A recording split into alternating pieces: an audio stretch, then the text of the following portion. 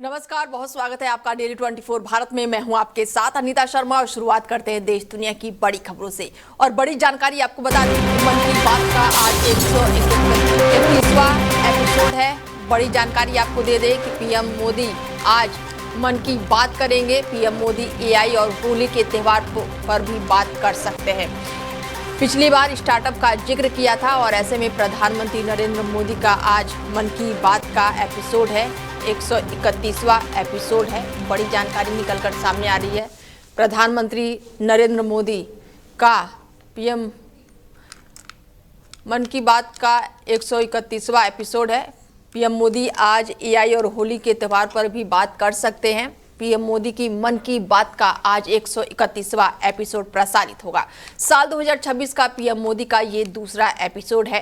PM Modi आज AI पर बात कर सकते हैं क्योंकि नई दिल्ली में एआई समिट का आयोजन हुआ था। मन की बात का आखिरी एपिसोड 25 जनवरी को प्रसारित हुआ था। पीएम मोदी ने सोशल मीडिया पर चल रहे 2016 की तस्वीरें शेयर करके ट्रेंड पर बात की थी। उन्होंने अपनी सरकार के काम पर बात करते हुए कहा कि भारत में आज दुनिया का तीसरा सबसे बड़ा स्टार्टअप इकोसिस्टम बन चुका है और ये स्टार्टअप लीग से हटकर है और इस बारे में 10 साल से कल्पना की जा रही थी।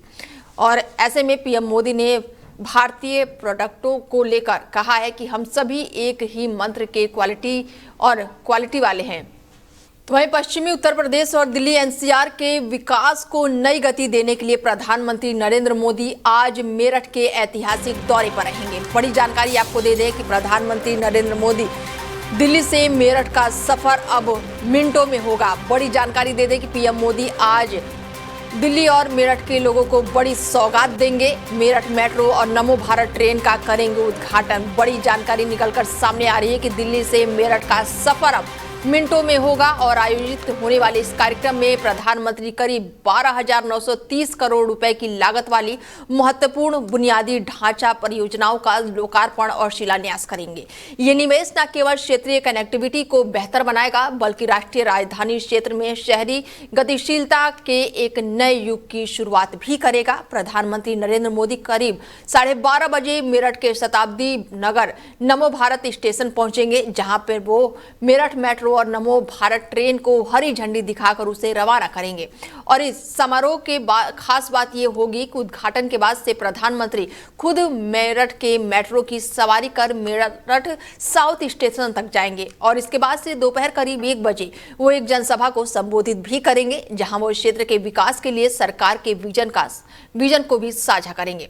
और इस दौरे का सबसे महत्वपूर्ण हिस्सा 42 किलोमीटर लंबे दिल्ली मेरठ नमो भारत कॉरिडोर का उद्घाटन है। ये भारत का पहला रीजनल रैपिड ट्रांजिट सिस्टम है जो कि 180 किलोमीटर प्रति घंटे की रफ्तार से चलने के लिए तैयार किया गया है। प्रधानमंत्री जो हैं दिल्ली में सरायकाले खास से न्यू अशोक नगर के बीच के 5 किलोमीटर के हिस्से और मेरठ में मेरठ साउथ से मोदीपुर के बीच के 21 किलोमीटर का हिस्सा का उद्घाटन करेंगे, जिससे अब ये पूरा कॉरिडोर यात्रियों के लिए उपलब्ध होगा। बड़ी जानकारी आपको दे दें कि मेरठ मेट्रो और नमो भारत ट्रेन का आज उद्घाटन होगा। दिल्ली से मेरठ का सफर अब मिनटों में तय होगा। पीएम मोदी दिल्ली और मेरठ के लोगों को आज बड़ी सौगात देंगे। मेरठ मेट्रो और नमो भारत ट्रेन का आज उद्घाटन करेंगे। बड़ी जानकारी निकलकर सामने आ रही है कि दिल्ली और मेरठ का जो सफर होगा अब मिनटों में होगा। बता दें कि मेरठ मेट्रो और नमो भारत ट्रेन का आज प्रधानमंत्री नरेंद्र मोदी उद्घाटन करेंगे। और ऐसे में इस खबर पर ज्यादा जानकारी के साथ अजीत रावत जुड़ चुके हैं हमसे और उनसे जानते हैं हमारे संवाददाता कि मेरठ मेट्रो का उद्घाटन होगा आज। दिल्ली से मेरठ का सफर जो है अब वो मिनटों में होगा। अजीत रावत जी, क्या जो लोग डेली सफर करते हैं उनके लिए तो ये बहुत बड़ी उपलब्धि हो जाएगी क्योंकि मिनटों में सफर अब हो जाएगा?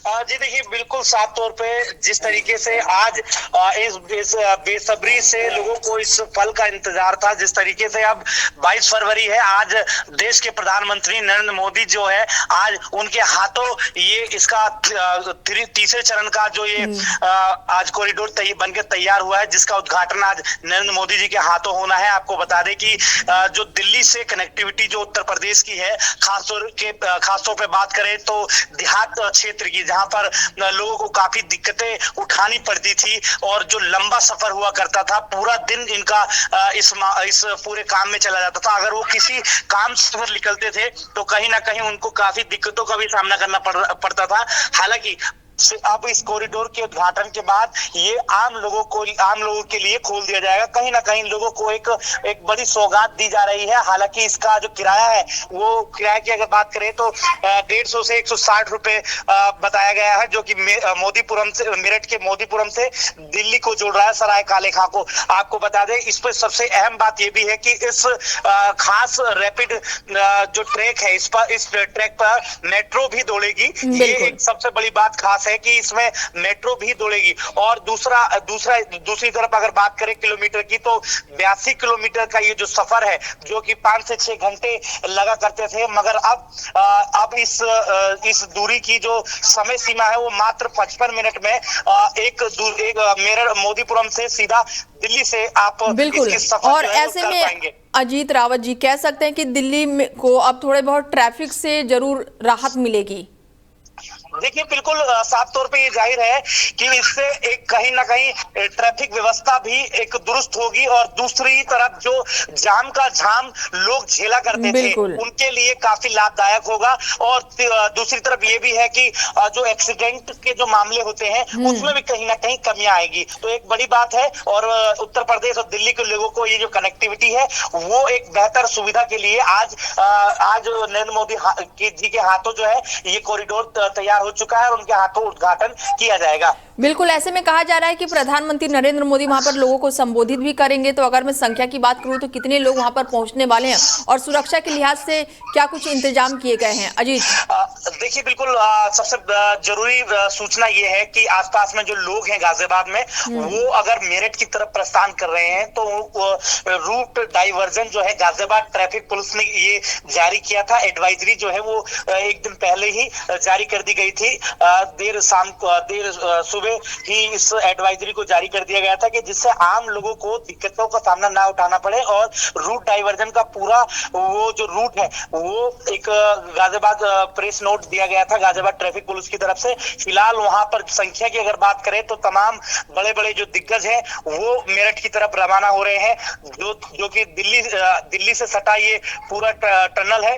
हालांकि ये पास में जो उत्तर प्रदेश और दिल्ली के ये कनेक्टिविटी को जोड़ता है। तो कहीं ना कहीं जहां ये कार्यक्रम हो रहा है, वहां बड़े बड़े दिग्गज जो है, विधायक नेता जो है, वो बड़ी संख्या में वहां पहुंच रहे हैं। जो कार्यकर्ता है, इस पल का सभी को बेसब्री से इंतजार था। और यही क्षण है जो अब कुछ ही देर बाद अब नरेंद्र मोदी जी के हाथों जो है इसका उद्घाटन होने वाला है। बिल्कुल। अजीत, ऐसे में एक सवाल मेरा और है आपसे कि जो छात्र हैं, आने जाने वाले मेरठ से दिल्ली की तरफ आते हैं पढ़ने लिखने के लिए, या फिर छोटे उद्योगपति जो है जो आते हैं, हमेशा छोटे व्यापार वाले हैं, उनके लिए तो ये बहुत ही राहत की खबर होगी।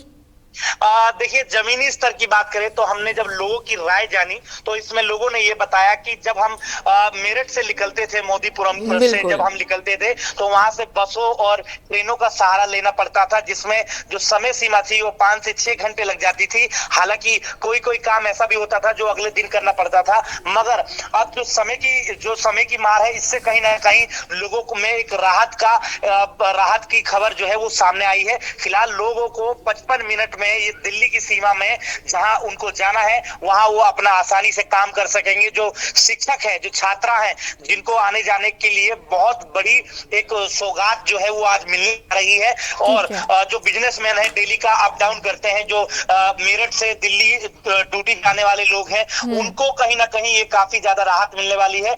ऐसे लोगों को जो बिजनेस करते हैं, उनका आवागमन डेली का होता है, उनके लिए बहुत लाभदायक है। उन्होंने आभार भी जताया। हालांकि किराए की अगर बात करें तो किराए में जो लोगों की प्रतिक्रियाएं थी, वो साफ तौर पर देखी जा रही थी कि किराया थोड़ा सा इसका महंगा बताया जा रहा था। मगर लोगों ने ये भी कहा कि किराया भले महंगा है, मगर समय से हम अपने स्थान पर या बिल्कुल समय की बचत हो गई है। बिल्कुल अजीत, चलिए जुड़ने के लिए और तमाम जानकारी के लिए बहुत शुक्रिया। तो वहीं ब्राजील के राष्ट्रपति जो हैं वो भारत दौरे पर है, जहां पर शनिवार को रात को राष्ट्रपति भवन में राष्ट्रपति द्रौपदी मुर्मू ने उनका स्वागत किया और उनके सम्मान में एक दावत भी दी है। और इस शाही दावत में उपराष्ट्रपति सीपी राधाकृष्णन और पीएम मोदी भी शामिल हुए। और इस दौरान ब्राजीलियाई राष्ट्रपति लूला दा सिल्वा ने अपने खास संदेश में शिक्षा के महत्व पर जोर दिया।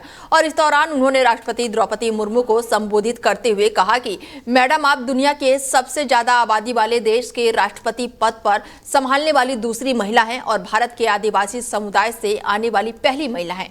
और इससे साबित होता है कि शिक्षा में निवेश करना किसी देश की किस्मत बदलने का सबसे अच्छा तरीका है। तो वहीं यूपी के मुख्यमंत्री योगी आदित्यनाथ आज से 4 दिवसीय दौरे पर सिंगापुर और जापान के लिए रवाना हो रहे हैं और आज शाम वो रवाना होंगे। उनके साथ 11 सदस्यों का प्रतिनिधि मंडल भी जा रहा है। यात्रा का उद्देश्य उत्तर प्रदेश में निवेश और उद्योग को बढ़ावा देना है। दोनों देशों में वो कई कंपनियों के फाउंडर से मिलेंगे और वहां के औद्योगिक वातावरण को समझेंगे। 2017 के म्यांमार दौरे के बाद से मुख्यमंत्री का ये दूसरा विदेशी दौरा है। एक्सपर्ट के मुताबिक ये दौरा महत्वपूर्ण माना जा रहा है क्योंकि जापान और सिंगापुर की कई कंपनियां उत्तर प्रदेश में पहले से ही काम कर रही हैं और ऐसे में मुख्यमंत्री का वहां जाना यहाँ पर निवेश के साथ साथ प्रदेश में मैन्युफैक्चरिंग को बढ़ावा देने के लिए भी काफी उम्मीदें हैं। सीएम योगी के दौरा रविवार शाम को सिंगापुर प्रस्थान के लिए शुरू हो जाएगा और वो 23 और 24 फरवरी को 33 वैश्विक कंपनियों के प्रतिनिधियों से मीटिंग करेंगे और इसमें निवेशकों के साथ रोड शो और भारतीय समुदाय को भी संबोधित करेंगे। पहली मीटिंग में तकनीकी और मैन्युफैक्चरिंग और इंफ्रास्ट्रक्चर शामिल है। उम्मीद है कि कंपनियां यूपी में निवेश के लिए आएंगी। सीएम योगी 25 और 26 फरवरी को जापान में रहेंगे और यहां वो प्रमुख उद्योगपतियों से मुलाकात करेंगे और इसमें परदेशवा और निवेश, तकनीकी सहयोग के साथ ही कई ऐसी योजनाएं हैं जो इसमें शामिल है। वहीं वो टोक्यो में एक हिंदू मंदिर में दर्शन भी करेंगे जिससे वहां रह रहे भारतीय काफी उत्साहित हैं। बड़ी जानकारी आपको दे दें कि आज से सिंगापुर और जापान के दौरे पर हैं उत्तर प्रदेश के मुख्यमंत्री योगी आदित्यनाथ। सिंगापुर और जापान के दौरे के लिए शाम को रवाना होंगे। यूपी के मुखिया जो हैं सीएम योगी आदित्यनाथ। बड़ी जानकारी आपको दे दें कि निवेश और बढ़ावा मिलने की संभावना जताई जा रही है। ऐसे में मुख्यमंत्री योगी आदित्यनाथ का ये दौरा बेहद ही खास माना जा रहा है। निवेश को बढ़ावा मिलेगा इस यात्रा से। सिंगापुर और जापान के दौरे पर हैं उत्तर प्रदेश के मुखिया योगी आदित्यनाथ। बड़ी जानकारी आपको दे दें, उत्तर प्रदेश के मुख्यमंत्री योगी आदित्यनाथ आज से विदेशी दौरे पर हैं। सिंगापुर और जापान के दौरे पर हैं सीएम योगी आदित्यनाथ। बड़ी जानकारी आपको दे दें कि ऐसे में मुख्यमंत्री का ये दौरा बेहद ही खास है, जहां पर मुख्यमंत्री योगी आदित्यनाथ जो हैं प्रदेश में मैन्युफैक्चरिंग को बढ़ावा देने के लिए ये दौरा बेहद ही खास है। सीएम योगी का दौरा आज शाम सिंगापुर के लिए प्रस्थान होगा और वो 23 और 24 फरवरी को 33 वैश्विक कंपनियों के प्रतिनिधियों से मीटिंग करेंगे और इसमें निवेशकों के साथ रोड शो और भारतीय समुदाय को भी संबोधित करेंगे। पहली मीटिंग में तकनीकी और मैन्युफैक्चरिंग और इसके साथ ही इंफ्रास्ट्रक्चर शामिल है। उम्मीद है कि कंपनियां यूपी में निवेश के लिए आएंगी।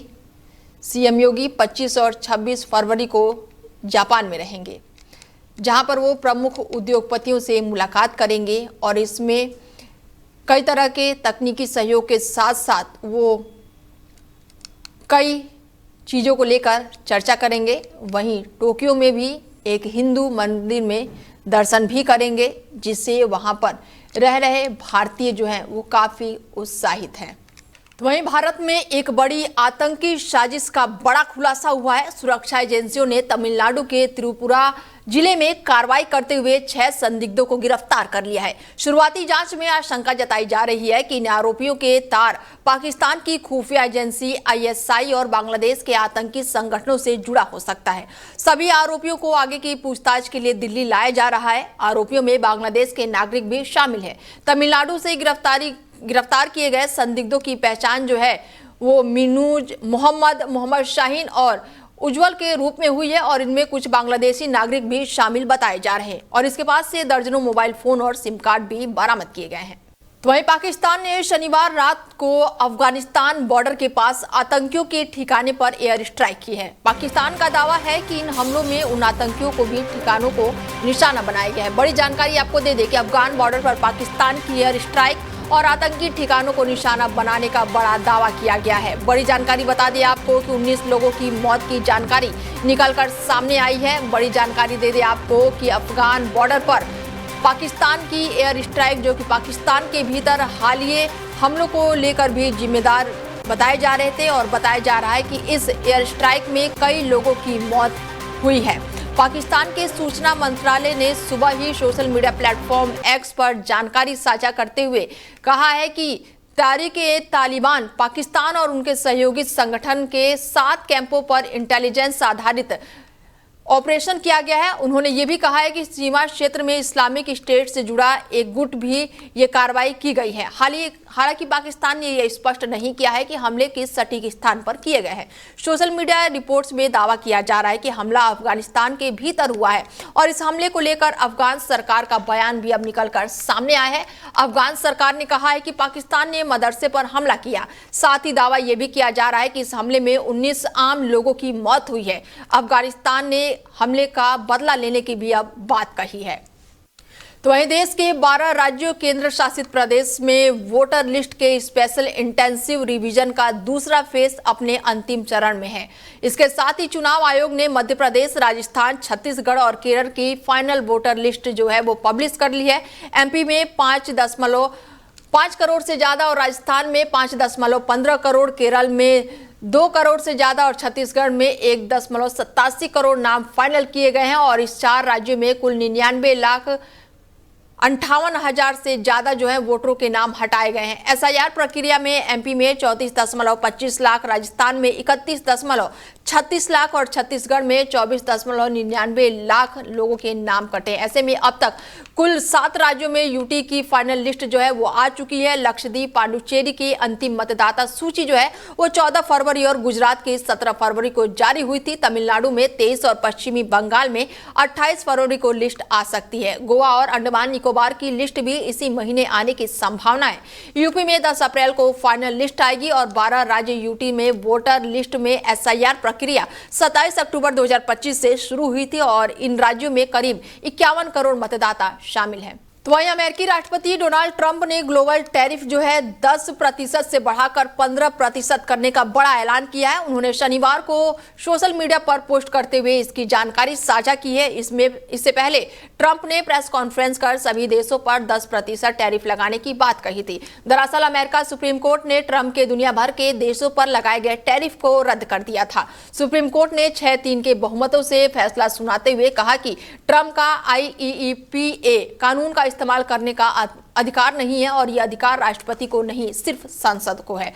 इससे नाराज होकर ट्रंप ने दुनिया भर के देशों पर नए कानून सेक्शन 122 का इस्तेमाल करके 10% टैरिफ लगा दिया था। तो वहीं ईरान ने यूरोपीय संघ के सदस्य देशों की नौसेना और वायुसेना के आतंकवादी संगठन घोषित कर दिया है और ये साल 2019 में यूरोपीय संघ द्वारा इस्लामिक क्रांति गार्ड कोर की आतंकवादी संगठन के रूप में मान्यता देने के जवाब में भी की गई है।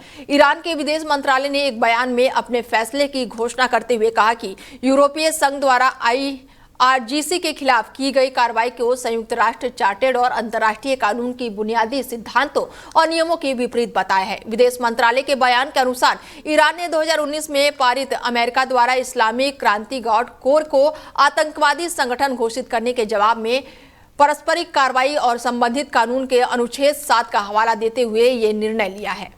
तो वहीं मॉडल टाउन क्षेत्र में 4 मंजिला इमारत में भीषण आग लगने से इलाके में हड़कंप मच गया। आग तीसरी मंजिल से शुरू हुई और चौथी मंजिल तक फैल गई।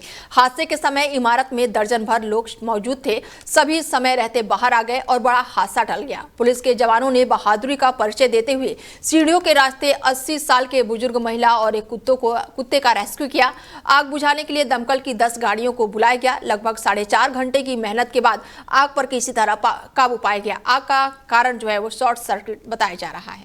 फिलहाल खबरें लगातार जारी है, बने रहिए आप हमारे साथ और देखते रहिए डेली 24 भारत। नमस्कार।